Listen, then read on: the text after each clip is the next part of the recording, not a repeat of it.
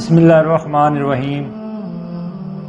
شروع اللہ کے نام سے جو دلوں کی حال خوب جانتا ہے، دیکھتی آنکھوں اور سنتے کانوں کو السلام علیکم۔ ناظرین کرام، ایک دفعہ کا ذکر ہے، ایک گاؤں میں ایک شخص رہتا تھا، اس کا نام عبد الرحمن تھا۔ اس کے 3 بیٹے تھے، تینوں اپنے والد سے بہت پیار کرتے تھے۔ عبد الرحمن بھی اپنے بیٹوں سے بہت محبت کرتا تھا۔ ایک مرتبہ عبد الرحمن نے اپنے تینوں بیٹوں کو بلایا اور ان کو ایک ایک سیب دیا اور کہا، اس سیب کو ایسی جگہ جا کر کھاؤ جہاں تمہیں کوئی نہ دیکھ رہا ہو۔ جو ایسا کرنے میں کامیاب ہو گیا میں اسے انعام دوں گا۔ تینوں بیٹے والد کو اللہ حافظ کہہ کر اور ان سے دعائیں لے کر گھر سے نکلے۔ دوسرے دن عبد الرحمن نے پھر بیٹوں کو بلایا اور باری باری سب سے پوچھا۔ سب سے پہلے بڑے بیٹے عبداللہ سے پوچھا، کیا تم کو ایسی جگہ ملی ہے جہاں تمہیں کوئی نہ دیکھ رہا ہو؟ عبداللہ نے جواب دیا، الحمدللہ ابا جان، میں نے وہ سیب ایک درخت کے پیچھے جا کر کھایا اور وہاں مجھے کوئی نہیں دیکھ رہا تھا۔ پھر عبد الرحمن نے اپنے دوسرے بیٹے سے پوچھا، یوسف تم بتاؤ تم نے کیا کیا؟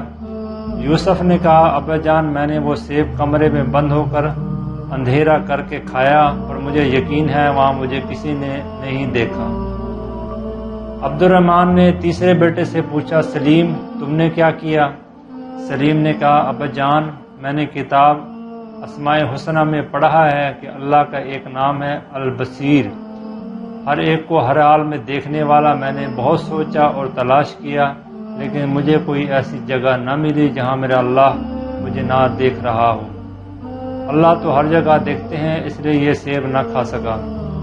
عبد الرحمن نے اپنے سب سے چھوٹے بیٹے کی عقل مندی پر بہت خوش ہوا اور اس کو انعام دیا۔ پھر عبد الرحمن نے اپنے بیٹوں سے کہا، میرے پیارے بیٹو، بے شک اللہ ہم سب کو ہر وقت ہر جگہ دیکھتا ہے، ہماری باتوں کو سنتا ہے اور جو خیالات ہمارے دل میں آتے ہیں ان کو بھی جانتا ہے۔ وہ علیم بالذات الصدور، یعنی دلوں کے چھپے ہوئے رازوں کو بھی جانتا ہے۔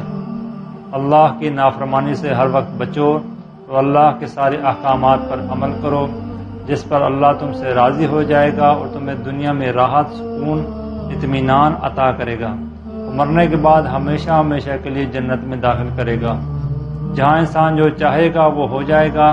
انسان کے دل میں جو چاہت ہوگی وہ پوری ہو جائے گی۔ جنت میں ہم ایک پرندہ دیکھیں گے، اس کے کھانے کا جی چاہے گا تو فوراً بھن کر پلیٹ میں آ جائے گا، پھر اس کی ہڈیوں پر اللہ دوبارہ گوشت دیں گے اور وہ اڑ جائے گا، تو وہاں جنت میں مزے ہی ہوں گے۔ جزاک اللہ۔